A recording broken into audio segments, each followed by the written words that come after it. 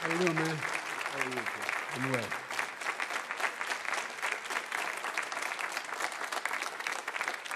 Gentlemen, a lot of people have been waiting for this night, so let's get going. Our first subject is the Supreme Court. President Trump, you nominated Amy Coney Barrett over the weekend to succeed the late Ruth Bader Ginsburg on the court. You say the Constitution is clear about your obligation and the Senate's to consider a nominee to the court. Vice President Biden, you say that this is an effort by the president and Republicans to jam through an appointment and what you call an abuse of power. My first question to both of you tonight: why are you right in the argument you make and your opponent wrong? And where do you think a Justice Barrett would take the court? President Trump, in this first segment, you go first, 2 minutes. Thank you very much, Chris. I will tell you very simply, we won the election. Elections have consequences. We have the Senate, we have the White House, and we have a phenomenal nominee, respected by all, top academic, good in every way, In fact, some of her biggest endorsers are very liberal people from Notre Dame and other places. So I think she's going to be fantastic. We have plenty of time, even if we did it after the election itself. I have a lot of time after the election, as you know. So I think that she will be outstanding. She's going to be as good as anybody that has served on that court. We really feel that. We have a professor at Notre Dame, highly respected by all, said she's the single greatest student he's ever had. He's been a professor for a long time at a great school. And we won the election, and therefore we have the right to choose her. And very few people knowingly would say otherwise. And by the way, the Democrats, they wouldn't even think about not doing it. If they had, the only difference is they'd try and do it faster. There's no way they would give it up. They had Merrick Garland, but the problem is they didn't have the election, so they were stopped. And probably that would happen in reverse also. Definitely would happen in reverse. So we won the election, and we have the right to do it, Chris. President Trump, thank you. Same question to you, Vice President Biden. You have 2 minutes. Well, first of all, thank you for doing this, and looking forward to this, Mr. President. Thank you, Joe. The American people have a right to have a say in who the Supreme Court nominee is. And that say occurs when they vote for United States senators and when they vote for the President of the United States. They're not going to get that chance now because we're in the middle of an election already. The election has already started. Tens of thousands of people have already voted. And so the thing that should happen is we should wait. We should wait and see what the outcome of this election is, because that's the only way the American people get to express their view, is by who they elect as president and who they elect as vice president. Now, what's at stake here is the president's made it clear he wants to get rid of the Affordable Care Act. He's been running on that, he ran on that, and he's been governing on that. He's in the Supreme Court right now trying to get rid of the Affordable Care Act, which will strip 20 million people from having insurance, health insurance now, if it goes into court. And the justice, and I'm not opposed to the justice. She seems like a very fine person. But she's written before she went on the bench, which is her right, that she thinks that the Affordable Care Act is not constitutional. The other thing that's on the court, and if it's struck down, what happens? Women's rights are fundamentally changed. Once again, a woman could be pay more money because she has a pre-existing condition of pregnancy. They were able to charge a woman more for the same exact procedure a man gets. And that ended when we, in fact, passed the Affordable Care Act. And there's 100 million people who have pre-existing conditions, and they'll be taken away as well. Those pre-existing conditions, the insurance companies are going to love this. And so it's just not appropriate to do this before this election. If he wins the election and the Senate is Democrat or Republican, then he goes forward. If not, we should wait until February. All right. There aren't 100 million people with pre-existing conditions. As far as the say is concerned, the people already had their say. Okay, Justice Ginsburg said very powerfully, very strongly, at some point, 10 years ago or so, she said a president and the Senate is elected for a period of time, but a president's elected for 4 years. We're not elected for 3 years. I'm not elected for 3 years. So we have the Senate, we have a president. He's elected to the next During election. that period of time, we have an opening. I'm not elected for 3 years. I'm elected for 4 years.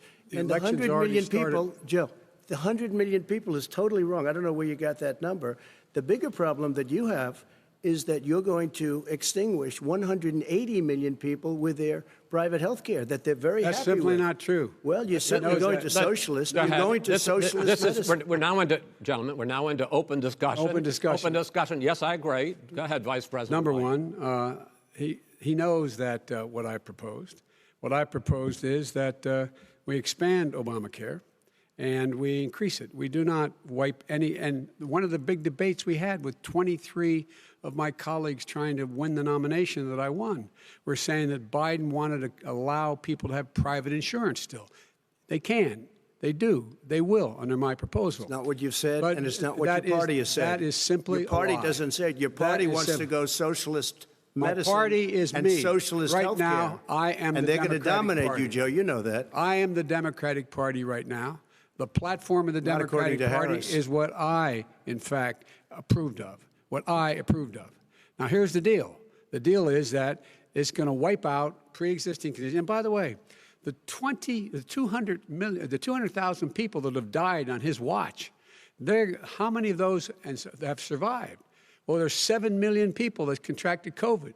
What does it mean for them going forward if you strike down the Affordable Care Act? And Joe, you've had pre-existing 308,000 military people dying because you couldn't provide them proper health care in the military. So don't tell me I'm about happy this. to talk about And this. if you were here, Look, it here's wouldn't the be deal. 200, it would be 2 million people because you were very late on the draw. You Late didn't on want the me to draw. ban China, which was heavily infected. You didn't want me to ban All right, gentlemen, Europe, which no, was heavily Mr. President, You would have Mr. been much President, later, Joe. Mr. President, much later. Mr. President, You're talking about 2 million people. You're Mr. not gonna be able President, to as shut the him up. moderator, we are going to talk about COVID in the next segment, but go ahead. Let me finish. The point is that the president also is opposed to Roe v. Wade.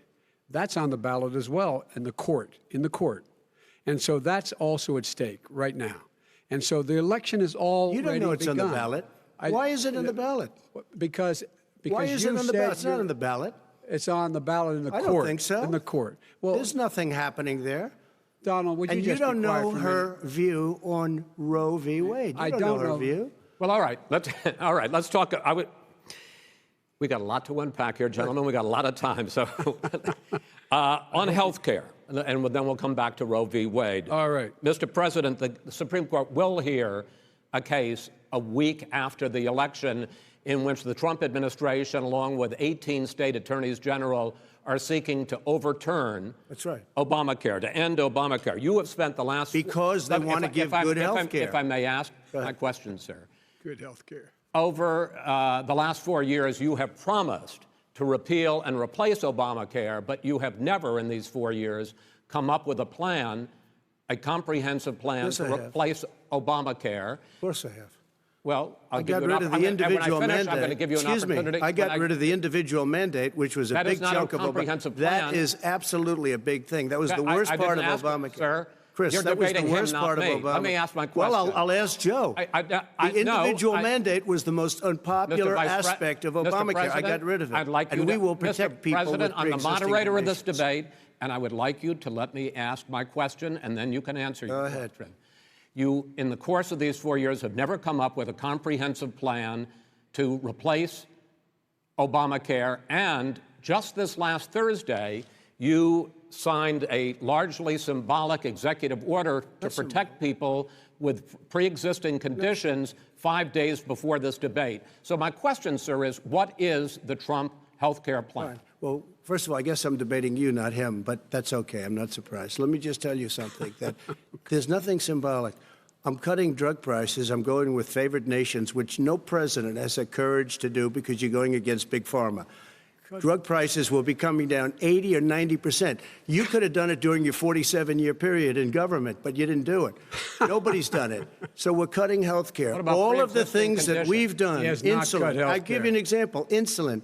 It was destroying families, destroying people because I'm getting it for so cheap It's like water, you want to know the truth. So cheap. Take a look at all of the drugs what we're doing, prescription drug prices. We're going to allow our governors now to go to other countries to buy drugs because they pay just a tiny fraction. As I say, this is open discussion. No, let me but ask this you is about, big.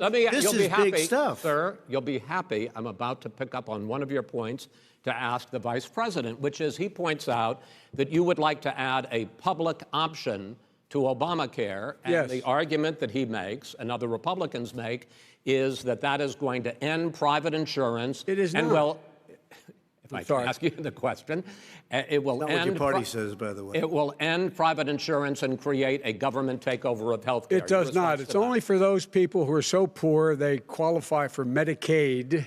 They can get that free in most states, except governors who want to deny people who are poor Medicaid. Anyone who qualifies for Medicare would Medicaid would automatically be enrolled in the public option. The vast majority of the American people would still not be in that option, number one. Joe, you agreed with Bernie Sanders, who's far left, on the manifesto, we call it, and that gives you socialized medicine. Look, hey, Are you saying I'm not you going to didn't listen agree? to him. The fact of the matter is, I beat Bernie Sanders. Not by much. I beat him a whole hell of a lot. I'm here standing facing you, old buddy. Pocahontas would have left 2 days early. You would have lost every primary. All he knows how to on do Super is hurt. Tuesday. You got Look, very lucky. here's the deal. I got very lucky. I'm going to get very lucky tonight as well. And tonight I'm going to With make what? sure, because With what? here's the deal. Here's the deal. The fact is that everything he's saying so far is simply a lie. I'm not here to call out his lies. Everybody knows he's a liar. But you I just agree. want to Hey, make Joe, sure. Joe, you're the liar. I want to make sure. Graduated last in your class, not first in your class. I want to make Mr. sure. President, can you let him finish, sir? No, he doesn't know how to do that. He has, You'd be surprised. You pick You'd be surprised. the Go ahead, wrong Joe. guy, Talk, the wrong Joe, night at go. the wrong time. Listen, you agreed with Here's the Bernie deal. Sanders to the The manifesto. whole idea. Let Now him- you're disavowing it. There Go ahead. is no manifesto, number Please one. let him speak, Mr. Number President. two. You just lost the left. Number two. You just lost the left. You agreed with Bernie Sanders on a plan Folks, that's absolutely folks, agreed do you have to, any and under that idea plan, what you this clown's socialized, doing? They call it Mr. Do you Mr. have any President. do? socialized medicine. Mr. Well, I'll President, tell you what. He is not for any help for people needing health care. Because Bernie? because he, in fact, already has cost 10 million people their health care that they had from their employers because of his recession. Number one. Number two, yeah. there are 20 million people getting health care through Obamacare now that he wants to take it away. He won't ever look you in the eye and say that's what he wants to do.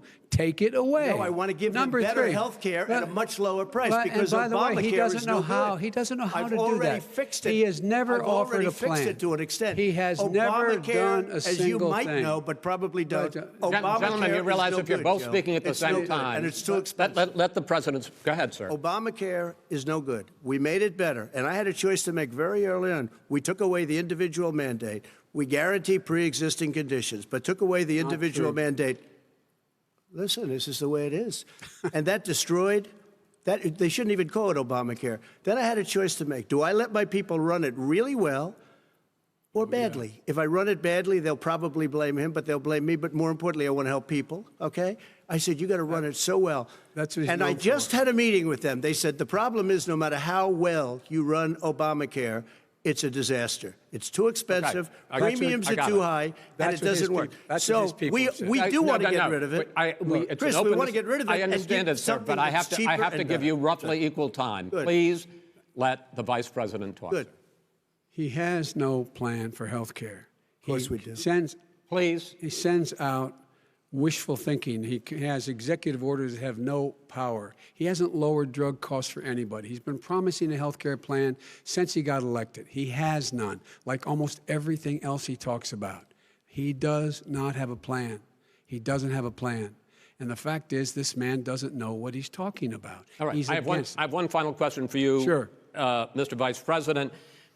If Senate Republicans, we were talking originally about the Supreme Court here, if Senate Republicans go ahead and confirm Justice Barrett, there has been talk about ending the filibuster or even packing the court, adding to the 9 justices there. You call this a distraction by the president, but in fact it wasn't brought up by the president. It was brought up by some of your Democratic colleagues in the Congress. So my question to you is, you have refused in the past to talk about it.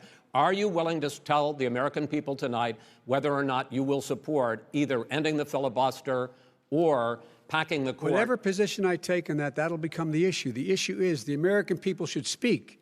You should go out and vote. You're in voting now. Vote and let your senators know how strongly you feel. Vote now. Are you going to pack the Make court? sure you, in fact, let people know He doesn't want to you're answer the senators. question. I'm not going to answer the question Why because wouldn't you answer that because question? the question you want to put a is lot of the new question Supreme Court is justice, the radical question, left. Will you shut up, man? Listen, who is on your list, Joe? This Who's is on your so list? right. Gentlemen, I think we've ended this. He's going to pack the court. We have not going to give a list. We have ended this segment. We're going to move on to the second segment. That was really a productive segment, wasn't it? Keep yapping, man. The people understand, Joe. They sure 47 years you've done nothing. They understand. All right. The second subject is COVID-19, which is an awfully serious subject, so let's try to be serious about it. We have had more than 7 million cases of coronavirus in the United States, and more than 200,000 people have died. Even after we produce a vaccine, experts say that it could be months or even years before we come back to anything approaching normal. My question for both of you is, based on what you have said and done so far, and what you have said you would do starting in 2021, why should the American people trust you more than your opponent to deal with this public health crisis going forward? In this case, the question goes to you first, sir. 2 minutes uninterrupted. Good luck. 200,000 dead. As you said, over 7 million infected in the United States. We, in fact, have 5%, 4% of the world's population, 20% of the deaths. 40,000 people a day are contracting COVID. In addition to that, about between 750 and 1,000 people a day are dying. When he was presented with that number, he said, it is what it is. Well, it is what it is because you are who you are. That's why it is. The president has no plan. He hasn't laid out anything. He knew all the way back in February how serious this crisis was. He knew it was a deadly disease. What did he do? He's on tape as acknowledging he knew it. He said he didn't tell us or give people a warning of it because he didn't want to panic the American people. You don't panic. He panicked. In addition to that, what did he do? He went in and we were insisting that the Chinese, the people we had on the ground in China should be able to go to Wuhan and determine for themselves how dangerous this was. He did not even ask Xi to do that. He told us what a great job Xi was doing. He said we owe him a debt of gratitude for being so transparent with us. And what did he do then? He then did nothing. He waited and waited and waited. He still doesn't have a plan. I laid out back in March exactly what we should be doing. And I laid out again in July what we should be doing. We should be providing all the protective gear possible. We should be providing the money the House has passed in order to be able to go out and get people the help they need to keep their businesses open schools. It costs a lot of money. You should get out of your bunker and get out of the sand trap and get in your golf course and go in the Oval Office and bring together the Democrats and Republicans and fund what needs to be done now to save lives. So if we would have listened to you... You have 2 minutes, sir. If we would have listened to you, the country would have been left wide open. Millions of people would have died, not 200,000, and one person is too much. It's China's fault. It should have never happened. They stopped it from going in, but it was China's fault. And by the way, when you talk about numbers, you don't know how many people died in China. You don't know how many people died in Russia. You don't know how many people died in India. They don't exactly give you a straight count, just so you understand. But if you look at what we've done, I closed it, and you said he's xenophobic. He's a racist, and he's xenophobic because you didn't think I should have closed our country. Wait a minute. It says 2 minutes. You didn't think we should have closed our country because you thought it was terrible. You wouldn't have closed it for another 2 months. By my doing it early, in fact, Dr. Fauci said, President Trump saved thousands of lives. Many of your Democrat governors said, President Trump did a phenomenal job. We worked with the governor. Oh, really? Go take a look. The governors said I did a phenomenal job. Most of them said that. In fact, people that would not be necessarily on my side said that. President Trump did a phenomenal job. We did. We got the gowns. We got the masks. We made the ventilators. You wouldn't have made ventilators. And now we're weeks away from a vaccine.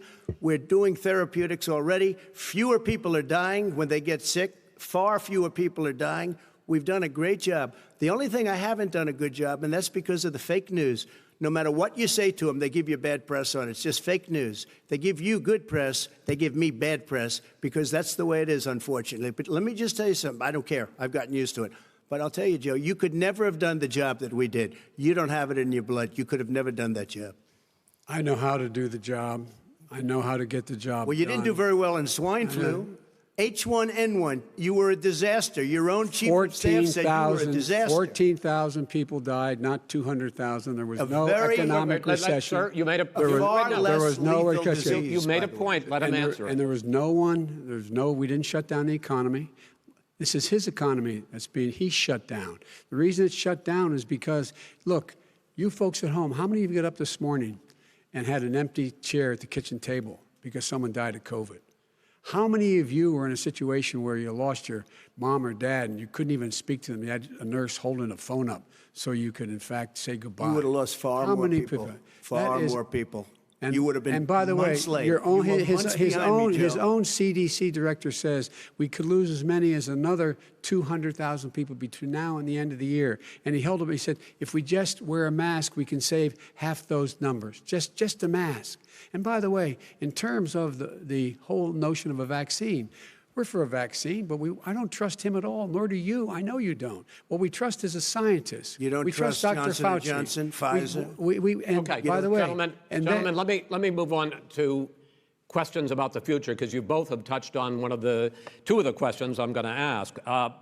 Focusing on the future first, President Trump, you have repeatedly either contradicted or been at odds with some of your government's own top scientists. The week before last, the head of the Centers for Disease Control, Dr. Redfield, said it would be summer before the vaccine would become generally available to the public. You said that he was confused and mistaken. Those were your two words. Yeah. But Dr. Slaoui, the head of your Operation Warp Speed, has said exactly the same thing. Are they both wrong? Well, I've spoken to the companies, and we can have it a lot sooner. It's a very political thing because people like this would rather make it political than save lives. It is a very political thing.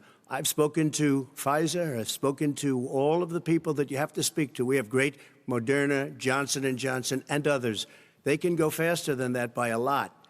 Become very political because the left, or I don't know if I call them left, I don't know what I call them. So you're suggesting that the head of your Operation Warp Speed, Dr. Slaoui? I disagree with him. Yeah, no, I disagree with both of them. And he didn't say that. He said it could be there, but it could also be much sooner. I had him in my office 2 days ago. He talked about the summer, sir, before it's generally available. Just like he said it's a possibility that we'll have the answer before November 1st. It could also be after that. When it's generally available. Well, we're going to deliver it right away. We have the military all set up. Logistically, they're all set up. We have our military that delivers soldiers, and they can do 200,000 a day. They're going to be delivering. This is the same man it's who all told set you up. by Easter this would be gone away. By the warm weather, it'd be gone. Miraculous, like a miracle. And by the way, maybe you could inject some bleach in your arm, and that would take care of it. This is the same man. That was said sarcastically, you know that. That was said sarcastically. And so here's the deal. This man is talking about a vaccine. Every serious company is talking about maybe having a vaccine done by the end of the year. But the distribution of that vaccine will not occur until sometime beginning or the middle of next year to get it out, if we get the vaccine. And pray God we will. Pray God we will. Mr. Vice President, I want to pick up, though. You'll have the vaccine sooner. I want to pick up on this question, though. You say the public can trust the scientists, but they can't trust President Trump. In fact, you said that again tonight. Your running mate, Senator Harris, goes further, saying the public health experts, quote, will be muzzled, will be suppressed. Given the fact that polls already show that people are concerned about the vaccine and are reluctant to take it, are you and your running mate, Senator Harris, contributing to that fear? No more than the question you just asked him. You pointed out. He puts pressure and disagrees with, his own scientists. But you're saying you can't, Everybody or knows. Senator And- Harris is saying no, you can't trust the scientists. No, well, no, you can trust the scientists. She didn't say that. You can't trust She said the public health Did say experts, that. quote, will be muzzled, will be suppressed. Well, that's what he's going to try to do. But there's millions of scientists, there's thousands of scientists out there, like here at this great hospital, that don't work for him. Their job doesn't depend on him. That's not, they're the people, and by the way. I spoke to the scientists that are in charge. By the way. They will have the vaccine very soon. Let him finish. Do you believe for a moment what he's telling you in light of all the lies he's told you about the whole issue relating to COVID? He still hasn't even acknowledged that he knew this was happening, knew how dangerous it was going to be back in February, and he didn't even tell you. He's on record as saying it. He panicked or he just looked at the stock market, one of the two, because guess what? A lot of people died, and a lot more are going to die unless he gets a lot smarter, a lot quicker. Mr. President? Did you use the word smart? So you said you went to Delaware State, but you forgot the name of your college. You didn't go to Delaware State. You graduated either the lowest or almost the lowest in your class. Don't ever use the word smart with me. Don't ever use that word. Oh, give me a break. Because you know what? There's nothing smart about you, Joe. 47 years, you've done nothing. Let's have this debate. And if We'll you see would have who's had, let me just tell you something, Joe. No, if you would have had the charge of what I was put through, I had to close the greatest economy in the history of our country. And by the way, now it's being built again. See, and it's We're going to going get up to the fast. economy in the next segment, sir. Okay. It's going up fast. Okay. Look forward to talking. When it comes to how the virus has been handled so far, the two of you have taken very different approaches, and this is going to affect how the virus is handled going forward by whichever of you ends up becoming the next president. I want to quickly go through several of those. Reopenings. Vice President Biden, you have been much more reluctant than President Trump about reopening the economy and schools. Why, sir? Because he doesn't have a plan. If I were running, I know what the plan is. You've got to provide these businesses the ability to have the money to be able to reopen with the PPE as well as with the sanitation they need. You have to provide that them to Nancy plastic. Pelosi. Well, he's just shush for a minute. Tell it to Nancy Pelosi. And Schumer, by the Brian way, Chuck. Nancy Pelosi and Schumer, they have a plan. He won't even meet with them. The Republicans won't meet with the Senate. And he sits in his golf course. And I mean, literally, think about it. You probably play think more than about I it. do, Joe. What about this question of reopenings and the fact? Well, he wants to shut down this country, and I want to keep it open. And we did a great he thing just by admitted shutting he it shut down. it down. Wait a minute, Let Joe. him Let me finish, shut sir. you down for a second, Joe, just for 1 second. He wants to shut down the country. We just went through it. We had to because we didn't know anything about the disease. Now we found that elderly people with heart problems and diabetes and different problems are very, very vulnerable. We learned a lot. Young children aren't. Even younger people aren't. We've learned a lot. But he wants to shut it down. More people will be hurt by continuing. If you look at Pennsylvania, if you look at certain states that have been shut down, they have Democrat governors all. One of the reasons they're shut down is because they want to keep it shut down until after the election on November 3rd. I want to move on to another because subject. it's a I want to move political on to thing. another subject. I've got to respond. But those states are not doing well that are shut down Which is right gotta now. respond to that. Wants President to shut down Trump, the you whole have country. begun to increasingly question the effectiveness of masks as a disease preventer. And in fact, recently you have cited the issue of waiters touching their masks and touching plates. Are you questioning No, I think the masks efficacy are of okay. of You have to masks? understand, if you look, I mean, I have a mask right here. I put a mask on, when I think I need it. Tonight, as an example, everybody's had a test, and you've had social distancing and all of the things that you have to. But I Just wear like your masks rallies. when needed. When needed, I wear masks. Okay, let me ask. I don't wear masks like him. Every time you see him, he's got a mask. He could be speaking 200 feet away from it. He shows up with the biggest mask I've ever seen. I will say this. Vice President Biden, go ahead, sir. Look, the way to open businesses is give them the wherewithal to be able to open. We provided money. The Congress. But I was asking you, sir, about masks. Well, masks make a big difference. His own head of the CDC said if we just wore masks between now, everybody wore masks in social distance between now and January, we'd probably save up to 100,000 lives. It matters. And they've also said the opposite. They've also said no serious person said the opposite. They've No also said, well, look serious at I wanna Dr. ask you- Fauci. Dr. Fauci said the He opposite. did not I want say to the ask you, we opposite. got a Said little very bit more than a strongly, minute left in this masks segment. are not good. Then he changed his mind. He said masks are good. I'm wanna okay ask- with masks. I I'm want to not ask you fighting both about masks. one last subject, because your different approaches has even affected the way that you have campaigned. President Trump, you're holding large rallies with crowds packed together, thousands of people. Outside. Outside, yes, sir, agreed. Vice President Biden, you are holding much smaller events with Because nobody will show up. people with. Well, it's true. Nobody shows up to his rallies. All right. In any case, why you holding the big rallies? Why you not? You go first, sir. Because people want to hear what I have to say. I mean, But are you I've not done a worried great about it job spreading as a disease? president, and I'll have 35,000 people show up at airports. We use airports. Are you for not worried hangars, about and we the have a disease lot of issue, people. sir? Well, so far we have had no problem whatsoever. It's outside. That's a big difference, according to the experts. And we do them outside. We have tremendous crowds, as you see. I mean, and literally on 24 hours' notice. And Joe does the circles and has 3 people someplace. Okay. By the way, did you see Sir. one of the last big rallies he had? And a reporter came up to him to ask him a question. He said, no, stand back. Put on your mask. Put on a mask. Have you been tested? I'm way far away from those other people. That's what he said. I can't. I'm going to be okay. He's not worried about you. He's not worried about the people out there breathing in one another. We've had no negative cheek to effect. jowl. No negative effect. We've Come had on. no negative effect. And we've had 35,000, 40,000 All right. people you at want any of these rallies. Just Yes. quickly finish up, because I want to move on to our next. Yes, I would. He's been totally irresponsible the way in which he has handled the social distancing and people wearing masks, basically encouraging them not to. All right. He's a fool on this. If you could get the crowds, you would have done the same thing. But you can't. Nobody cares. Gentlemen, can we move on to the Nobody cares. Gentlemen, can we move on to the economy? Yes. The economy is, I think it's fair to say, recovering faster than expected from the shutdown. Much faster. In the second quarter, the unemployment rate fell to 8.4% last month. The Federal Reserve says the hit to growth, which is going to be there, is not going to be nearly as big as they had expected. President Trump, you say we are in a V-shaped recovery. Vice President Biden, you say it's more of a K-shape. What difference does that mean to the American people in terms of the economy? President Trump, in this segment, you go first. So we built the greatest economy in history. We closed it down because of the China plague. When the plague came in, we closed it down, which was very hard psychologically to do. He didn't think we should close it down, and he was wrong. And again, 2 million people would be dead now instead of still 204,000 people is too much. One person is too much. Should have never happened from China. But what happened is we closed it down, and now we're reopening, and we're doing record business.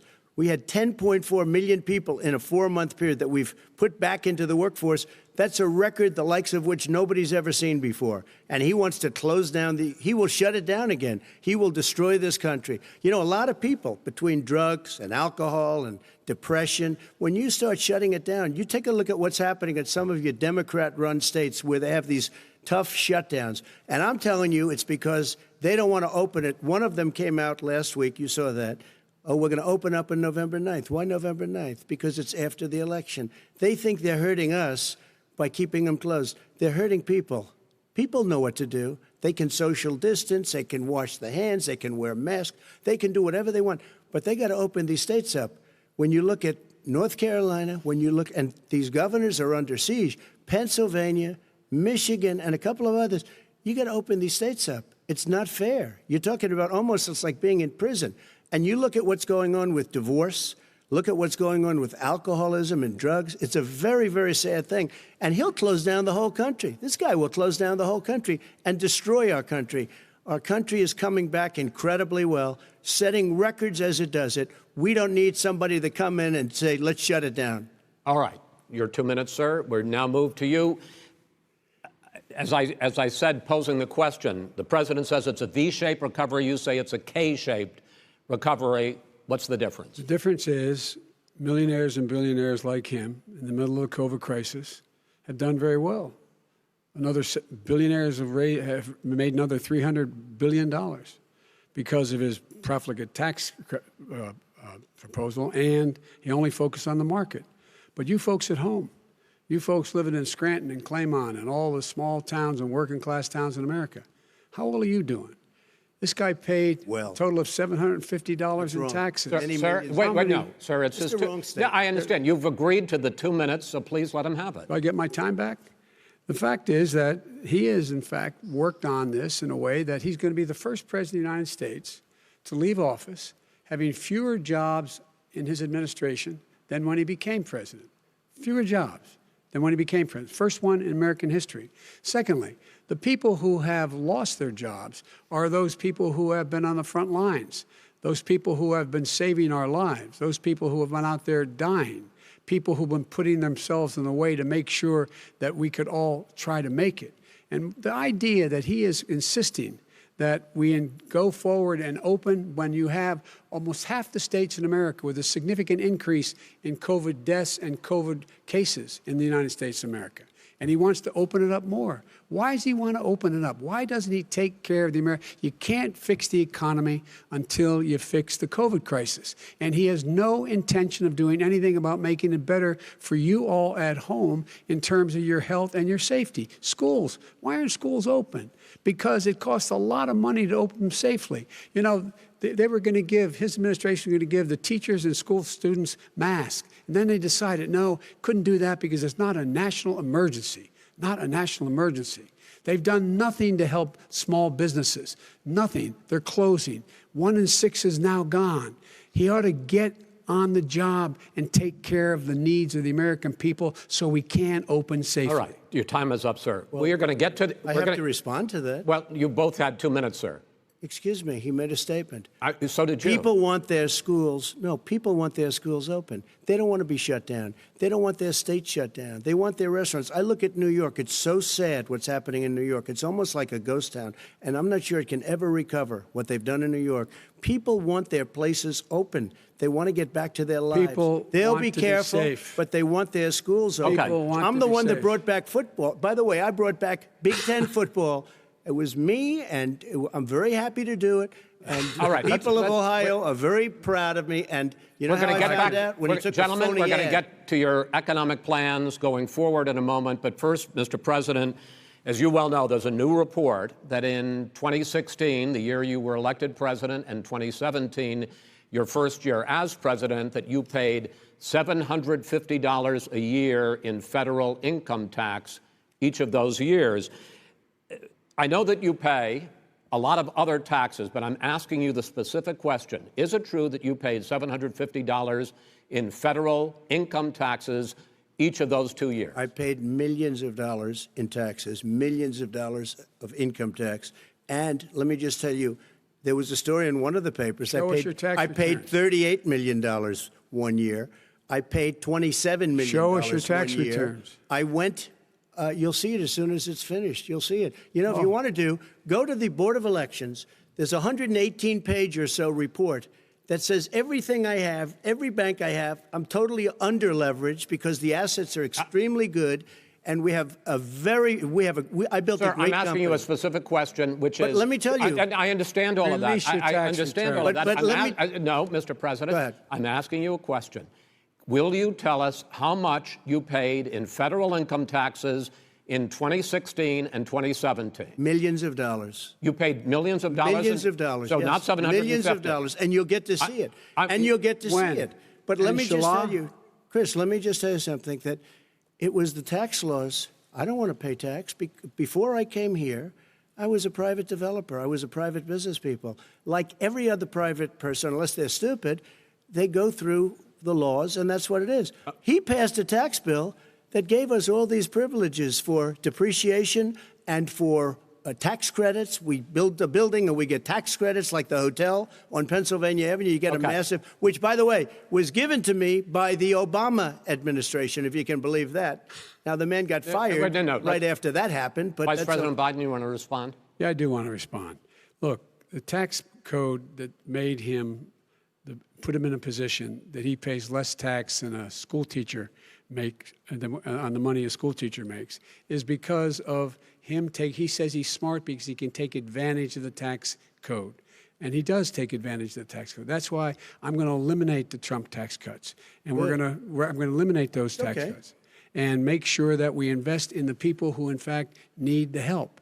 People out there need help. But why didn't you do it over the last 25 years? Because you weren't president. Because you weren't president screwing things up. You were a senator. And You're by the way, worst you were president America has ever had. Hey, Come Joe, on. let me just tell you, Joe. I've done more in 47 months. I've done more than you've done in 47 years, Joe. We've done things that you never even thought of doing, including fixing the broken military that you gave me, including taking care of your vets. Mr. President, we're talking about the economy. I'd like to ask you about your plans going forward because, Mr. Vice President, your economic plan, if you were to be elected president, focuses a lot on big government, big taxes, big spending. I want to focus first on the taxes. You propose more than $4 trillion over a decade in new taxes on individuals making more than $400,000 a year and on corporations. President Trump says that that kind of an increase in taxes is going to hurt the economy as it's just coming out of a recession. Well, just take a look at what is the analysis done by Wall Street firms. Points out that my economic plan would create 7 million more jobs than his in 4 years, number one. And number two, it would create an additional $1 trillion in economic growth because it would be about buying American. That we're going to make the federal government spend $600 billion a year on everything from ships to steel to buildings and the like. And under my proposal, we're going to make sure that every penny of that has to be made by a company. But respectfully, sir, I'm talking about taxes, not spending. By the way, I'm going to eliminate a significant number of the tax. I'm going to make the corporate tax 28%. It shouldn't be 21%. You have 91 companies, in the Fortune 500 who don't pay a single penny in tax, making billions of dollars. Why didn't you do it before when you were vice president with Obama? Because you, in fact, passed that. That was your tax proposal. I got it done. And you know what happened? Yeah, you got it done. Our economy boomed like it's never boomed The economy is busted. Let me finish. Mr. President, let me pick up on that. You would continue your free market approach, lower taxes, more deregulation, correct? Not lower taxes for the American people. Excuse me. But in Obama's, you talk about the economy booming, it turns out that in Obama's final 3 years as president, more jobs were created, 1.5 million more jobs than in the first 3 years of your presidency. They had the slowest recovery economic recovery since 1929. It was the slowest recovery. Also, they took over something that was down here. All you had to do is turn on the lights and you pick up a lot. But they had the slowest economic recovery since 1929. Let me tell you about the stock market. When the stock market goes up, that means jobs. It also means 401ks. If you got in, if you ever became president with your ideas, you want to terminate my taxes, I'll tell you what, you'll lose half of the companies that have poured in here will leave, and plenty of companies that are already here, they'll leave for other places. They will leave, and you will have a depression, the likes of which you've never seen. Look, we inherited the worst recession short of a depression in American history. I was asked to bring it back. We were able to have an economic recovery that created the jobs you're talking about. We handed him a booming economy. He blew it. It wasn't booming. He blew it. It wasn't booming. It was the weakest recovery since 1929. Is it fair to say he blew it when there was record low unemployment before COVID? Yeah, but because what he did, even before COVID, manufacturing went in the hole. Manufacturing went in the hole. Excuse me, Chris. Wait. Number two. Chris. Number three. They said it would take. No, you're on number two. No. Chris. They said it would take a miracle to bring back manufacturing. I brought back 700,000 jobs. They brought back nothing. They gave up on manufacturing. Part of my standard fare. I'm the guy that brought back the automobile industry. All right, let him. We brought back. I was asked to bring back Chrysler and General Motors. We brought them back right here in the state of Ohio and Michigan. He blew it. They're gone. He blew it. And in fact, they're going. Ohio had the best year it's ever had last year. Michigan had the best year they've ever had. That is not Many true. car companies came in from Germany, from Japan, went to Michigan, went to Ohio. They're not having. And they didn't come in with you. Mr. Vice President, go ahead. And so you take a look at what he's actually done. He's done very little. His trade deals are the same way. He talks about these great trade deals. You know, he talks about the art of the deal. China's perfected the art of the steal. We have a higher deficit with China now than we did before. We have the highest trade deficit China with ate Mexico. your lunch, down All right, gentlemen, 18%. China ate your lunch, Joe, and no wonder your son goes in and he takes out billions of dollars. Takes out billions of dollars to manage. He makes millions of dollars. And also, while we're at it, why is it, just out of curiosity, the mayor of Moscow's wife gave your son $3.5 million. What did he do to deserve it? What did he do with Burisma to deserve $183,000? None of that is true. Let him answer. None of that is true. Oh, really? He didn't get $3.5 million? Mr. President, Mr. President, please. Totally discredited. Totally discredited. And by the way, well, wait, he didn't get $3.5 million, Joe? Mr. Vice, he got $3.5 million. That is not true. Oh, really? Mr. President, it's an open discussion, please. Now, it's a fact. Well, you have raised an issue. Let the Vice President answer. Discredited. Did Burisma pay him $183,000 a month with no experience in energy? Mr. President, my son did nothing wrong at Burisma. I think he did. Mr. President, let him answer.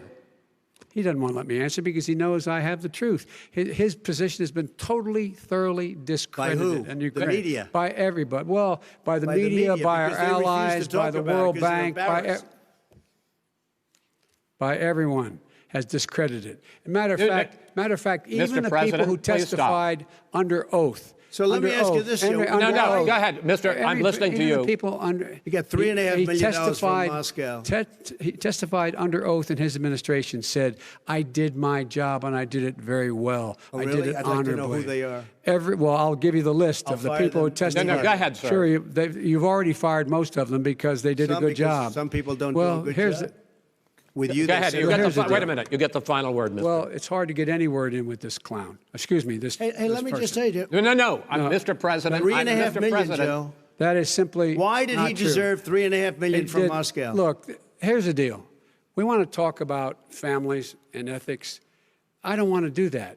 I mean, his family we could talk about all night. His family's already... My family lost a fortune by coming down and helping us with government. And that's such a... Mr. President. Every single one of them lost a fortune. This is not about my family or his family. It's about your family, the American people. He doesn't... That's not true. It doesn't want to talk about what you need, you, the American people. It's about you. That's what we're talking about here. All right, that's the end of the segment. We're moving on. He didn't take them. Well, Vice President, no. Can I be honest? It's a very important question. Try to be honest. He stood up. No, the answer to the question is no. Ukraine. No, sir. With $1 billion, if you that get rid is of absolutely not true. You're going to have true. Gentlemen. I hate to raise my voice, but it seems to be, why shouldn't I be different than the two of you? So here's the deal. Good point. We have 6 segments. We have ended that segment. We're going to go to the next segment. In that segment, you each are going to have 2 uninterrupted moments. In those 2 uninterrupted minutes, Mr. President, you can say anything you want. I'm going to ask a question about race, but if you want to answer about something else, go ahead. But I think that the country would be better served if we allowed both people to speak with fewer interruptions. I'm appealing to you, sir, to do that. Well, and him too. Well, frankly, you've been doing more interrupting than he has. That's all right, but he does plenty. Well, less than, sir, less than plenty. No, less than you have. Let's please continue on. The issue of race. Vice President Biden, you say that President Trump's response to the violence in Charlottesville 3 years ago, when he talked about very fine people on both sides, was what directly led you to launch this run for president. Oh, yeah, sure. President Trump, you have often said that you believe you have done more for black Americans than any president, with the possible exception of Abraham Lincoln. My question for the two of you is, why should voters trust you rather than your opponent to deal with the race issues facing this country over the next 4 years? Vice President Biden, you go first. It's about equity and equality. It's about decency. It's about the Constitution. And we have never walked away from trying to require equity for everyone, equality for the whole of America. But we've never accomplished it. But we've never walked away from it like he has done. It is true. The reason I got in the race is when those people, close your eyes, remember what those people looked like coming out of the fields carrying torches, their veins bulging, just spewing anti-Semitic bile, and accompanied by the Ku Klux Klan. A young woman got killed.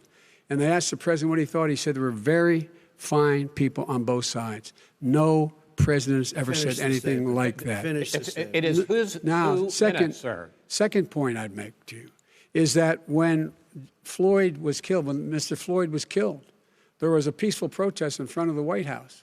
What did he do? He came out of his bunker, had the military use tear gas on him so he could walk across to a church and hold up a Bible. And then what happened after that? The bishop of that very church said that it was a disgrace. The general who was with him said all he ever wants to do is divide people, not unite people at all. This is a president who has used everything as a dog whistle to try to generate racist hatred, racist division. This is a man who, in fact, you talk about helping African Americans. 1 in 1,000 African Americans has been killed because of the coronavirus. And if he doesn't do something quickly, by the end of the year, 1 in 500 will have been killed. 1 in 500 African Americans. This man is a savior of African Americans. This man cares at all. This man's done virtually nothing. Look, the fact is that you have to look at what he talks about.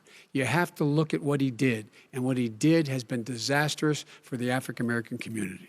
So, President Trump, you have 2 minutes. Why should Americans trust you over your opponent to deal with racism? he did a crime bill, 1994, where you call them super predators, African Americans, the super predators, and they've never forgotten it. They've never forgotten it, Joe. No, sir, it's his 2 minutes. So you did that, and they call you a super predator, and I'm letting people out of jail now that you have treated the African American population community, you have treated the black community about as bad as anybody in this country. You did the 1990, and that's why, if you look at the polls, I'm doing better than any Republican has done in a long time, because they saw what you did. You call them super predators, and you've called them worse than that, because you look back at your testimony over the years, you've called them a lot worse than that. As far as the church is concerned, and as far as the generals are concerned, we just got the support of 250 military leaders and generals, total support. Law enforcement, almost every law enforcement group in the United States. I have Florida, I have Texas, I have Ohio, I have Portland. The sheriff just came out today and he said, I support President Trump. I don't think you have any law enforcement. You can't even say the word law enforcement, because if you say those words, you're going to lose all of your radical left supporters. And why aren't you saying those words, Joe? Why don't you say the words law enforcement? Because you know what? If they called us in Portland, we would put out that fire in a half an hour, but they won't do it because they're run by radical left Democrats. If you look at Chicago, if you look at any place you want to look, Seattle, they heard we were coming in the following day, and they put up their hands, and we got back Seattle. Minneapolis, we got it back, Joe, because we believe in law and order, but you don't. The top 10 cities and just about the top 40 cities are run by Democrats and, in many cases, radical left. And they've got you wrapped around their finger, Joe, to a point where you don't want to say anything about law and order. And I'll tell you what, the people of this country want and demand law and order, and you're afraid to even say it. All right. I want to return to the question of race. Vice President Biden, after the grand jury in the Breonna Taylor case decided not to charge any of the police with homicide, you said it raises the question, quote, whether justice could be equally applied in America. Do you believe that there is a separate but unequal system of justice for blacks in this country? Yes, there is. There's systemic injustice in this country, in education and work and in law enforcement and the way in which it's enforced. But look, the vast majority of police officers are good, decent, honorable men and women. They risk their lives every day to take care of us. But there are some bad apples. And when they occur, when they find them, they have to be sorted out. They have to be held accountable. They have to be held accountable. And what I'm going to do as President of the United States is call together an entire group of people at the White House, well, everything from the civil rights groups to the police officers, to the police chiefs, and we're going to work this out. We're going to work this out. So we change the way in which we have more transparency in when these things happen. These cops aren't happy to see what happened to George Floyd. These cops aren't happy to see what happened to Breonna Taylor. Most don't like it. But we have to have a system where people are held accountable. And by the way, violence in response is never appropriate. Never appropriate. Peaceful protest is. Violence is never appropriate. All right. What is peaceful protest? When they run through the middle of the town and burn down your stores and kill people all over the place, that and you is say not peaceful protest? President Trump, No, it's I'm not not, asking. but you say it is. President Trump, I'd like to continue with the issue of race. I promise we're going to get to the issue of law and order in a moment. Fine. This month, your administration directed federal agencies to end racial sensitivity training that addresses white privilege or critical race theory. Why did you decide to do that, to end racial sensitivity training? And do you believe that there is systemic racism in this country, sir? I ended it because it's racist. I ended it because a lot of people were complaining that they were asked to do things that were absolutely insane, that it was a radical revolution that was taking place in our military, in our schools, all over the place, and you know it, and so does everybody else. And he would know. What is radical about racial sensitivity training, sir? If you were a certain person, you had no status in life. It was sort of a reversal. And if you look at the people, we were paying people hundreds of thousands of dollars to teach very bad ideas and, frankly, very sick ideas. And really, they were teaching people to hate our country. And I'm not going to do that. I'm not going to allow that to happen. We have to go back to the core values of this country. They were teaching people that our country is a horrible place, it's a racist place, and they were teaching people to hate our country. And I'm not going to allow that to happen. Vice President Biden? Nobody's doing that. He's the racist. You just don't know. Here's the deal. I know a lot more about this than he does. Let him finish. The fact is that there is racial insensitivity. People have to be made aware of what other people feel like, what insults them, what is demeaning to them. It's important to people know they don't want to. Many people don't want to hurt other people's feelings, but it makes a big difference. It makes a gigantic difference in the way a child is able to grow up and have a sense of self-esteem. It's a little bit like how this guy and his friends look down on so many people. They look down their nose on people like Irish Catholics like me and grew up in Scranton. They look down on people who don't have money. They look down on people who are of a different faith. They look down on people who are a different color. In fact, we're all Americans. The only way we're going to bring this country together is bring everybody together. There's nothing we cannot do if we do it together. We can take this on and we can defeat racism in America. President Trump, sir. During the Obama-Biden administration, there was tremendous division. There was hatred. You look at Ferguson, you go to many places. Look at Oakland. Look what happened in Oakland. Look what happened in Baltimore. Look what happened. Frankly, it was more violent than what I'm even seeing now. Oh, my but Lord. The reason is that ridiculous. the Democrats that run these cities ridiculous. don't want to talk like you about law and order. Violent and you crime, still haven't mentioned. violent Are you crime. in favor of law and order? I'm in favor of law. You following Are you in it and a little favor bit of law and order? Go yes, ahead, I'm say in it. favor. You Everybody's asked a in favor question, of let him finish. Law and He order. loses Law left. and order. Let him answer. Law and order with justice, where people get treated fairly. Okay. And the fact of the matter is, violent crime went down 17%, 15% in our administration. All right. It's gone up on his watch. Went down much more he in had, ours. All right, we're now. is president of the United States of America. Mr. President, every record in the Mr. book. President, you're going to be very happy because we're now going to talk about law and order. Places we had trouble were Democratic-run cities. That's exactly my question. Democratic. There has been a dramatic increase in homicides in America this summer particularly, and you often blame that on Democratic mayors and Democratic governors, but in fact there have been equivalent spikes in Republican-led cities like Tulsa and Fort Worth. So the question is this really a party issue? I think it's a party issue. You can bring in a couple of examples, but if you look at Chicago, what's going on in Chicago, where 53 people were shot and 8 died, shot. If you look at New York, where it's going up like nobody's ever seen anything, the numbers are going up 100, 150, 200%. Crime. It is crazy what's going on. And he doesn't want to say law and order because he can't, because he'll lose his radical left supporters. And once he does that, it's over with. But if he ever got to run this country and they ran it the way he would want to run it, we would have our suburbs would be gone. By the way, our suburbs would be gone, and you would see problems like you've never seen. He would know a suburb unless he took a wrong turn. Oh, I know suburbs. He would not. So much Go ahead. Wait a minute. I was raised in the suburbs. This is not 1950. All these dog whistles on racism don't work anymore. Suburbs are by and large integrated. There's many people today driving their kids to soccer practice and or to black and white and Hispanic in the same car as there have been any time in the past. What really is a threat to the suburbs and their safety is his failure to deal with COVID. They're dying in the suburbs. His failure to deal with the environment. They're being flooded. They're being burned out because his refusal to do anything. That's why the suburbs are in trouble. I do want to talk about this issue of law and order, though. And in the joint recommendation that came from the Biden-Bernie Sanders task force, you talked about, quote, reimagining policing. Yeah. First of all, what does reimagining policing mean, and do you support? It means. Let me, if I might finish the question. What does reimagining policing mean, and do you support the Black Lives Matter call for community control of policing?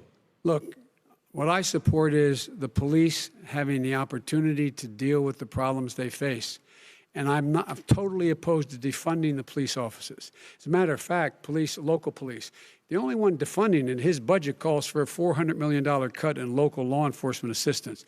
They need more assistance. They need, when they show up for a 9/11 call, to have someone with them as a psychologist or psychiatrist to keep them from having to use force and be able to talk people down. We have to have community policing like we had before, where the officers get to know the people in the communities. That's when crime went down. It didn't go up, it went down.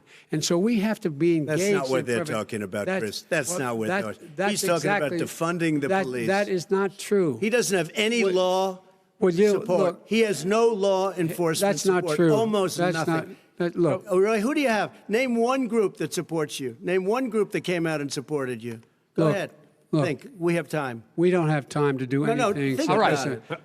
Name one law enforcement group that came out and supported you. Gentlemen, I think I'm going to take back the moderator's role, and I want to get to another subject, which is the issue of protests in many cities that have turned violent. In Portland, Oregon, especially, we had more than 100 straight days of protests, which I think you would agree. You talk about peaceful protests. Many of those turned into riots.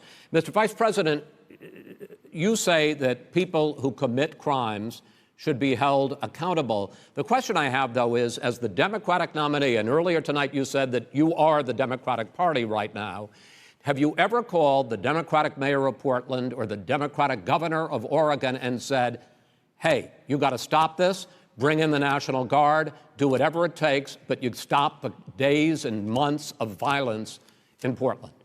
I don't hold public office now. I am a former vice president. I've made it clear in my public statements that the violence should be prosecuted.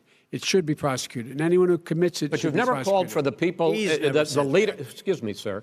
You had never called for the leaders in Portland and in Oregon to call and bring in the National Guard and knock off 100 days of riots. They can, in fact, take care of it if he just stay out of the way. Look here. Oh, really? Really? Here's the thing. I sent in the U.S. Marshals to get the killer of the young man in the middle of the street. They shot him, and for 3 days, President Trump, Portland wouldn't do anything. I had to send in the U.S. Marshals. They took care of business. Go ahead, sir. And by the way, his own former spokesperson said, riots and chaos and violence help his cause.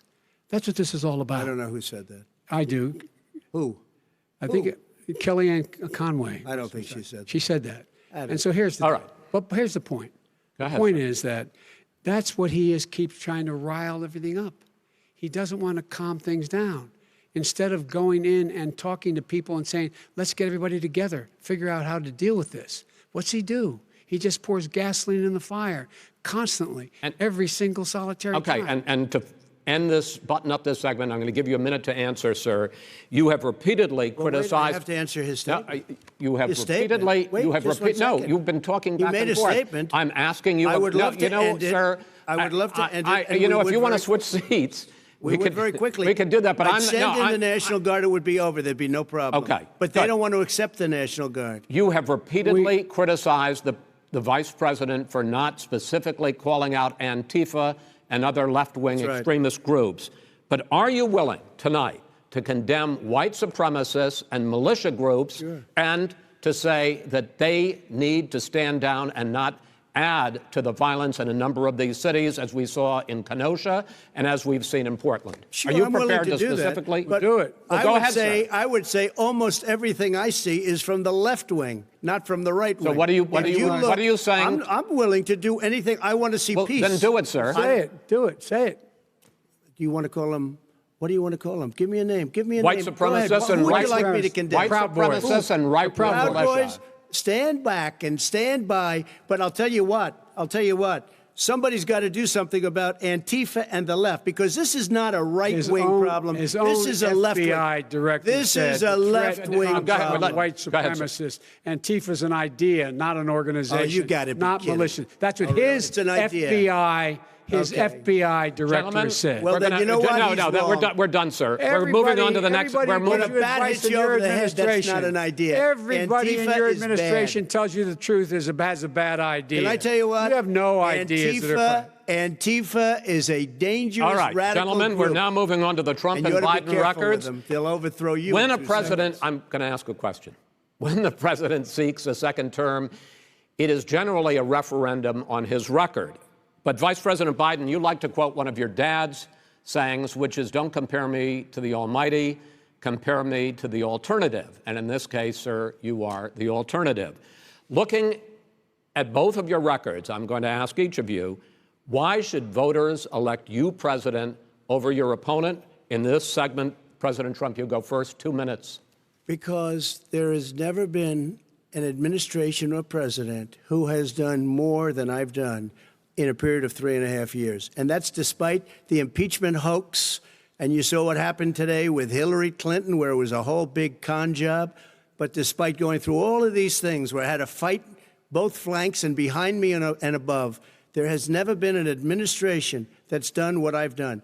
The greatest, before COVID came in, the greatest economy in history, lowest unemployment numbers. Everything was good. Everything was going. And by the way, there was unity going to happen. People were calling me for the first time in years. They were calling and they were saying, it's time maybe. And then what happened? We got hit, but now we're building it back up again. A rebuilding of the military, including Space Force and all of the other things.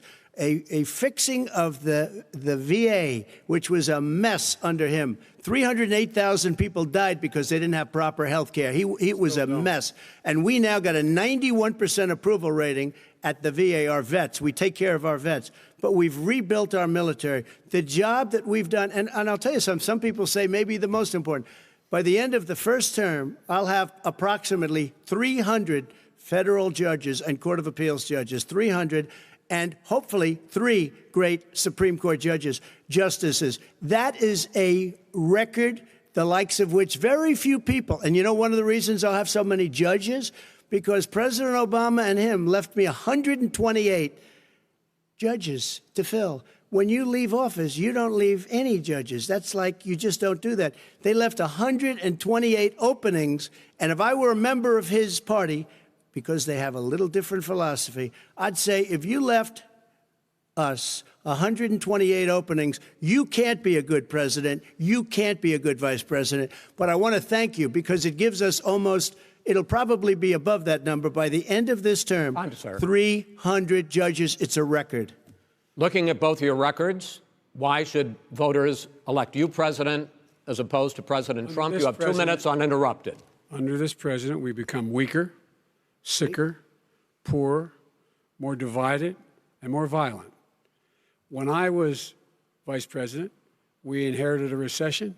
I was asked to fix it. I did. We left him a booming economy, and he caused the recession. With regard to being weaker, the fact is that I've gone head-to-head with Putin and made it clear to him we're not going to take any of his stuff. He's Putin's puppy. He still refuses to even say anything to Putin about the bounty on the heads of American soldiers. Your son got $3.5 million. And by the way, my son... Wait a minute. Mr. President, your campaign agreed to both sides would get 2-minute answers uninterrupted. Well, your side agreed to it, and why don't you observe what your campaign agreed to as a ground rule, okay, sir? He never keeps his word. Because- Can you add No, back no, He's I'm a not person asking. that's That not was a yelling rhetorical at you, question. that's all. Can you Go add ahead, back sir. 30 seconds? Yeah, Because- yes, okay. you may have. All right. Go ahead. So, thirdly, we're poor. The billionaires have gotten much more wealthy by a tune of over $300 to $400 billion more just since COVID. You in the home, you got less. You're in more trouble than you were before. In terms of being more violent, when we were in office, there were 15% less violence in America than there is today. He's president of the United States. It's on his watch. And with regard to more divided, the nation can't stay divided. We can't be this way. And speaking of my son, the way you talk about the military, the way you talk about them being losers and being and just being suckers. My son was in Iraq. He spent a year there. He got the Bronze Star. He got the Conspicuous Service Medal. He was not a loser. He was a patriot, and the people left behind there were heroes. Really? And I resent. Are you talking like about hell. Hunter? Are you talking about I'm Hunter? talking about my son, Bo Biden. You're talking about. I don't know Bo. I know Hunter. Yeah, Hunter you know got Bo. thrown. Hunter got thrown out of the military. He was thrown out, dishonorably discharged. That's not true. He For wasn't dishonorably cocaine use. And he didn't have a job until you became vice president. And once you None became of that vice is president, true. he made a fortune in Ukraine, in China, in Moscow, That is simply and various not other places. true. He My made son, a fortune. my son, And he didn't have a job. My son, like a lot of people we know at home, had a drug problem. He's overtaken it. He's fixed it. He's worked on it, and I'm proud of him. But why I'm was he proud of given my tens son. of millions All of right. But dollars? he wasn't given All right. tens of millions of He was dollars. given That tens is of totally, millions of that's been dollars. totally President Trump, discredited. we've already been Totally discredited. We've already been through this. I think the American people would rather hear about more substantial So do I. subjects. Well, you know, as the moderator, sir, I'm going to make I know, a but when judgment call somebody here. gets $3.5 million Okay, from right. the Let's mayor talk of about- Moscow, Let's talk That is about- not I think true. it's a terrible That thing. report is totally Why did he get discredited. it? I Mitt think, Romney on that committee said it wasn't worth taxpayers' money, that report. It was written for political reasons. you know, I'd like to talk about climate change. So would I. Okay. The forest fires in the West are raging now. They have burned millions of acres. They have displaced hundreds of thousands of people. When state officials there blame the fires on climate change, Mr. President, you said, I don't think the science knows. Over your 4 years, you have pulled the U.S. out of the Paris Climate Accord. You have rolled back a number of Obama environmental records. What do you believe about the science of climate change? And what will you do in the next 4 years to confront it? I want crystal clean water and air. I want beautiful, clean air. We have now the lowest carbon. If you look at our numbers right now, we are doing phenomenally. But I haven't destroyed our businesses. Our businesses aren't put out of commission. If you look at the Paris Accord, it was a disaster from our standpoint. And people are actually very happy about what's going on because our businesses are doing well. As far as the fires are concerned, you need forest management in addition to everything else.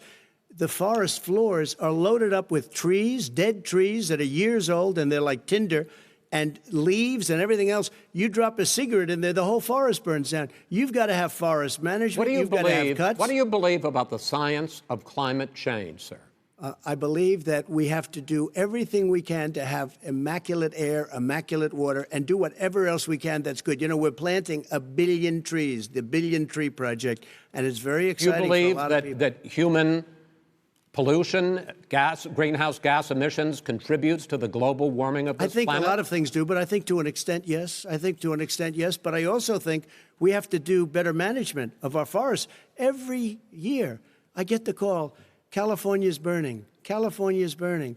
If that was cleaned, if you had forest management, good forest management, you wouldn't be getting those calls. You know, in Europe, they have forest cities. They're called forest cities. They maintain their forests. They manage their forests. I was with the head of a major country. It's a forest city. He said, sir, we have trees that are far more, they ignite much easier than California. There shouldn't be that problem. I spoke with the governor about it. I'm getting along very well with the governor.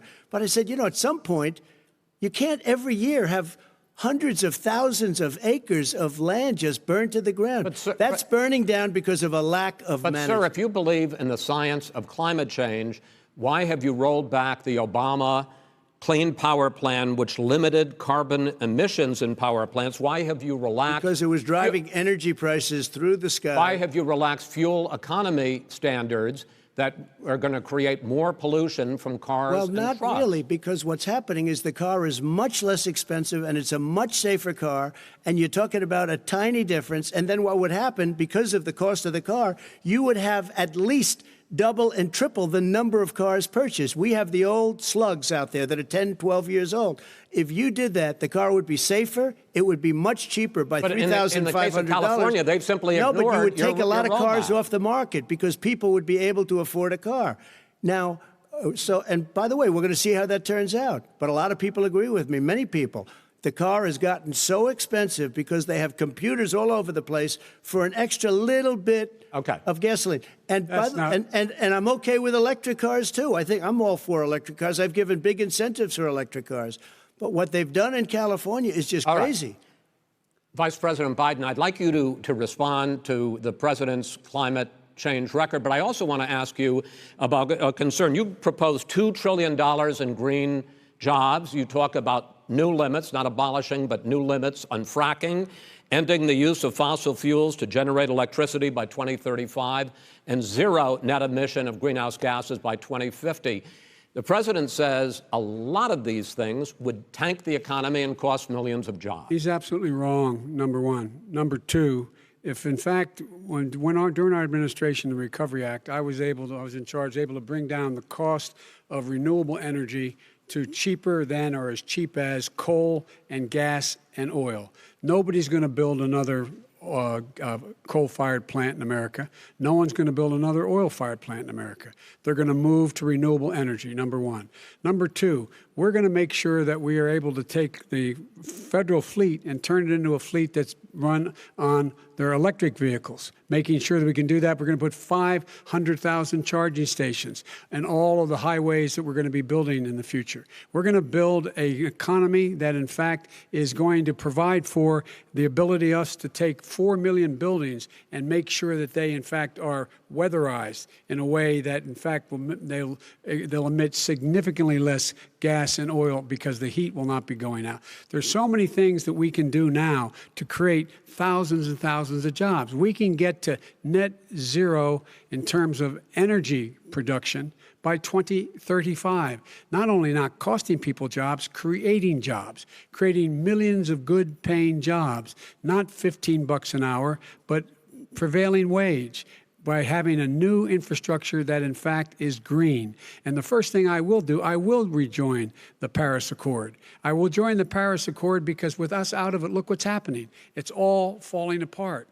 And talk about someone who has no relationship with foreign policy. Brazil, the rainforests of Brazil are being torn down, are being ripped down. More carbon is absorbed in that rainforest than every bit of carbon that's emitted in the United States. Instead of doing something about that, I would be gathering up and making sure we had the countries of the world coming up with $20 billion and say, here's $20 billion. Stop tearing down the forest. And if you don't, then you're going to have significant economic consequences. What about the argument that President Trump basically says that you have to balance environmental interests and economic interests, and he's drawn his line? Well, he hadn't drawn a line. He still, for example, makes sure that he wants to make sure that methane's not a problem. You can now emit more methane without it being a problem. Methane. This is a guy who says that you don't have to have mileage standards for automobiles that exist now. This is the guy who says that, well, the fact that it's all true. And here's the deal. He's talking about the Green New Deal, and it's not $2 billion or $20 billion, as you said. It's $100 trillion. I'm talking about where they want to rip down buildings and rebuild the building. No, it's the dumbest, most ridiculous. Where airplanes are out of business, where two-car systems are out, where they want to take out the cows too. That's not true either, right? This is a $100 trillion. Look, that's more money than our country could make in That is 100 simply years, if we're not going the case. All right, It let me, will- let me, let it me, will let me, destroy our because I country. actually, wait a minute, sir. I actually have studied your plan, and it includes upgrading 4 million buildings, weatherizing 2 million homes over 4 years, building 1.5 million energy-efficient homes. So the question becomes, the president is saying, I think some people who support the president would say that sounds like it's going to cost a lot of money and hurt the economy. What it's going to do is going to create thousands and millions of jobs, good-paying jobs. But let him finish, sir. He doesn't know how to do that. $100 billion. The fact is, it's going to create millions of good-paying jobs, and these tax incentives to people for people to weatherize, which he wants to get rid of. It's going to make the economy much safer. Look how much we're paying now to deal with the hurricanes. By the way, he has an answer for hurricanes. He said maybe we should drop a nuclear weapon on them. They may. I never said that That's at all. he did say. You made it up. And here's the deal. You make up a lot of things. We are going to be in a position where we can create hard, good jobs by making sure the environment is clean and we all are in better shape. We spend billions of dollars now, on floods, hurricanes, rising seas. We're in real trouble. Look what's happened just in the Midwest with these storms that come through and wipe out entire sections and counties in Iowa. That didn't happen before. They're because of global warming. We make up 15% of the world's problem. We, in fact, but the rest of the world, we've got to get them to come along. That's why we have to get back into the Paris Accord. All right, gentlemen. Wait a minute, Chris. So why didn't he do it for 47 years? You were vice president. Why didn't you get the world? China sends up real dirt into the air. Russia does. India does. They all do. We're supposed to be good. And by the way, he made a couple of statements. The Green New Deal is $100 trillion, That is not not $20 my billion. plan. That's the Green well, New you want to Deal rebuild every is building. not my plan. You want to rebuild right. every. If he knew You have to- anything wait, no, about, no, wait. if he knew Gentlemen, He anything made a about, statement Gentlemen. about the military. He said I said something about the military. He and his friends made it up, and then they went with it. I never said it. Okay. That is what not he true. did Sir, is he you're done in said this segment. he called Mr. the Vice- military Mr. Vice President, stupid bastards. I and he did said not it on say tape. that. He said Mr. stupid Please, bastards. He not- said Sir, it. stop. I would never I say would that play to the it. military. Play it. Go ahead. You're Mr. on Vice tape. President answered his final question. The final question is, I can't remember which of all his rantings. You don't remember much. I'm having a little trouble myself, but and about the economy and about this question of what it's going to cost. The economy. I mean, the Green New Deal and the idea of what your the environmental Green New changes Deal- will do. The Green New Deal will pay for itself as we move forward. We're not going to build plants that, in fact, are great polluting plants. So do you We're going to support build the Green New Deal? Pardon me? Do you support No, I don't support the Green Oh, New Deal. you don't? Oh, well, that's a You big let- statement. I That support means you the just Biden- lost the radical left. I Done. support Oh, you the don't. Biden plan that I put forward. Okay. The Biden plan, which is different than what he calls the radical Green New Deal. All right, gentlemen, final segment, election integrity. As we meet tonight, millions of Americans are receiving mail-in ballots or going to vote early. How confident should we be that this will be a fair election, and what are you prepared to do over the next 5+ weeks, because it'll not only be to Election Day, but also counting some ballots, mail-in ballots after Election Day. What are you prepared to do to reassure the American people that the next president will be the legitimate winner of this election? In this final segment, Mr. Vice President, you go first. Prepared to let people vote. They should go to iwillvote.com, decide how they're going to vote, when they're going to vote, and what means by which they're going to vote. His own Homeland Security Director, and as well as the FBI Director, says there is no evidence at all that mail-in ballots are a source of being manipulated and cheating. They said that. The fact is that there are going to be millions of people because of COVID that are going to be voting by mail-in ballots, like he does, by the way. He sits behind the Resolute desk and sends his ballot to Florida, number one. Number two, we're going to make sure that those people who want to vote in person are able to vote because enough poll watchers are there to make sure they can socially distance. The polls are open on time, and the polls stay open until the votes are counted. And this is all about trying to dissuade people from voting because he's trying to scare people into thinking that it's not going to be legitimate. Show up and vote. You will determine the outcome of this election. Vote, vote, vote. If you're able to vote early in your state, vote early. If you're able to vote in person, vote in person. Vote whatever way is the best way for you, because he cannot stop you from being able to determine the outcome of this election. And in terms of whether or not, when the votes are counted, and they're all counted, that will be accepted. If I win, that will be accepted. If I lose, that'll be accepted. But by the way, if in fact he says he's not sure what he's going to accept, well, let me tell you something. It doesn't matter, because if we get the votes, it's going to be all over. He's going to go. He can't stay in power. It won't happen. It won't happen. So vote. Just make sure you understand you have it in your control to determine what this country is going to look like the next 4 years. Is it going to change, or are you going to get 4 more years of these lies? Mr. President, 2 minutes. So when I listened to Joe talking about a transition, there's been no transition from when I won. I won that election. And if you look at crooked Hillary Clinton, if you look at all of the different people, there was no transition, because they came after me trying to do a coup. They came after me spying on my campaign. They started from the day I won, and even before I won, from the day I came down the escalator with our First Lady. They were a disaster. They were a disgrace to our country. And we've caught them. We've caught them all. We've got it all on tape. We've caught them all. And by the way, you gave the idea for the Logan Act against General Flynn. You better take a look at that, because we caught you in a sense. And President Obama was sitting in the office. He knew about it too. So don't tell me about a free transition.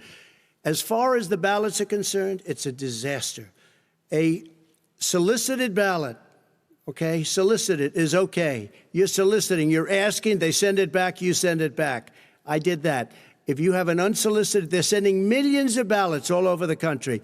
There's fraud. They found them in creeks. They found some with the name Trump, just happened to have the name Trump just the other day in a waste paper basket. They're being sent all over the place. They sent 2 in a Democrat area. They sent out 1,000 ballots. Everybody got 2 ballots. This is going to be a fraud like you've never seen. The other thing, it's nice on November 3rd, you're watching and you see who won the election. And I think we're going to do well, because people are really happy with the job we've done. But you know what? We won't know. We might not know for months, because these ballots are going to be all over. Take a look at what happened in Manhattan. Take a look at what happened in New Jersey. Take a look at what happened in Virginia and other places. They're not losing 2%, 1%, which, by the way, is too much. An election could be won or lost with that. They're losing 30 and 40%. It's a fraud, and it's a shame. And can you imagine where they say you have to have your ballot in by November 10th? November 10th. That means that's 7 days after the election, in theory, should have been announced. Okay. We have major states with that. Sir, all run by 2 Democrats. minutes is 2 minutes. All run by Democrats. It's President Trump, it's a rigged election. You're going to be able to continue. You have been charging for months that mail-in balloting is going to be a disaster. You say it's rigged, that it's going to lead to fraud. But in 2018, in the last midterm election, 31 million people voted mail-in voting. That was a quarter, more than a quarter, of all the voters that year cast their ballots by mail.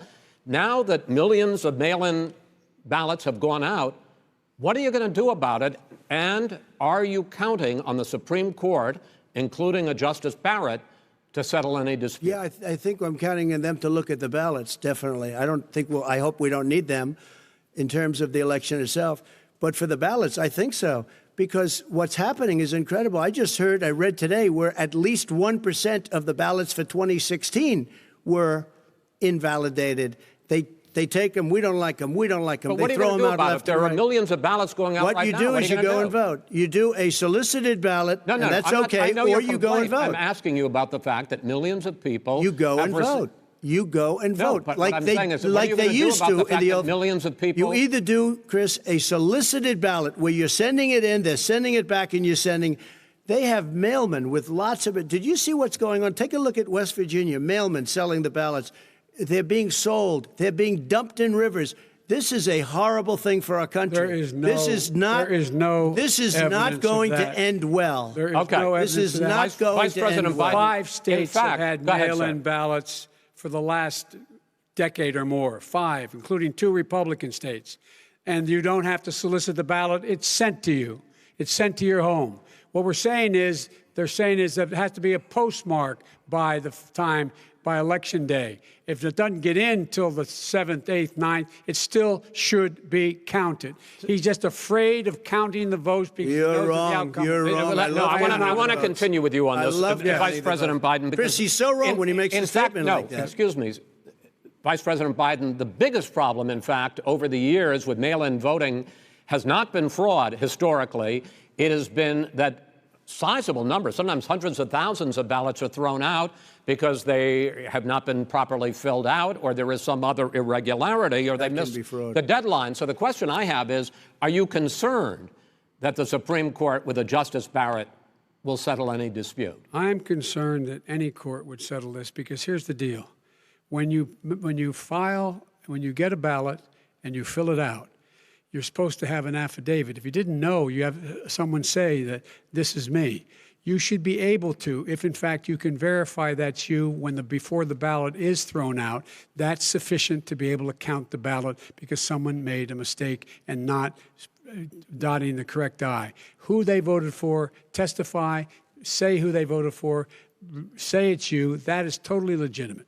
All right. Excuse me, Chris, when you have 80 million ballots, I have a final Senate question. and swamping the system, you know it can't be done. You know it can't, and already there's been so fraud. Mail service delivers 185 million question is, in 8 ballots. states, we can keep talking. In 8 states, election workers are prohibited, currently by law, 8 states, from even beginning to process ballots, even take them out of the envelopes and flatten them until Election Day. That means that it's likely, because there's going to be a huge increase in mail-in balloting, that we are not going to know on election night who the winner is, that it could be days, it could be weeks. Could be months. Until we find out who the new president is. So first for you, sir, finally for the Vice President, I hope neither of you will interrupt the other.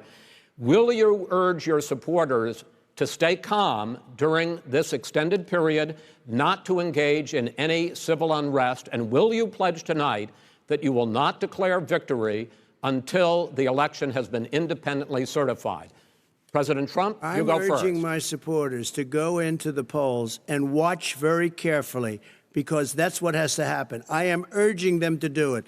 As you know, today there was a big problem. In Philadelphia, they went in to watch. They're called poll watchers, a very safe, very nice thing. They were thrown out. They weren't allowed to watch. You know why? Because bad things happen in Philadelphia, bad things. And I am urging my people. I hope it's going to be a fair election. If it's a fair election, I am 100% on board. But if I see tens of thousands of ballots being manipulated, I can't go along with that. And I'll tell you what, does that mean, from a common sense, does that mean you're going to tell your people to take to the street? It means you have a fraudulent election. You're sending out 80 million ballots. They're not equipped to. These people aren't equipped to handle it. Number one. Number two, they cheat. They cheat. Hey, they found ballots in a waste paper basket 3 days ago, and they all had the name military ballots. They were military. They all had the name Trump on them. Vice President you think Biden, that's good? Vice President Biden, final question for you. Will you urge your supporters to stay calm while the vote is counted, and will you pledge not to declare victory until the election is independently certified? Yes, and here's the deal. We count the ballots, as you pointed out. Some of these ballots in some states can't even be opened until Election Day. And if there's thousands of ballots, it's going to take time to do it. And by the way, our military, they've been voting by ballots since at the end of the Civil War, in effect. And that's what's going to happen. Why is it for them somehow not fraudulent? It's the same process. It's honest. No one has established at all that there is fraud related to mail-in ballots, that somehow it's a fraudulent process. It's already been established. Take a look at Carolyn Maloney's race. I asked you had an opportunity to respond. Look at Carolyn Maloney. Go ahead. They have no idea what happened. Vice President Biden, go ahead. He has no idea what he's talking about. Here's the deal. The fact is, I will accept it, and he will too. You know why? Because once the winner is declared, after all the ballots are counted, all the votes are counted, that'll be the end of it. That'll be the end of it. And if it's me, in fact, fine. If it's not me, I'll support the outcome. And I'll be a president not just for the Democrats. I'll be a president for Democrats and Republicans. And this guy, I want to see an honest ballot count. Gentlemen, you say that's the end of it? This is the end of this debate? Honest ballot count. We're going to leave it there. To be continued as in more debates as we go on.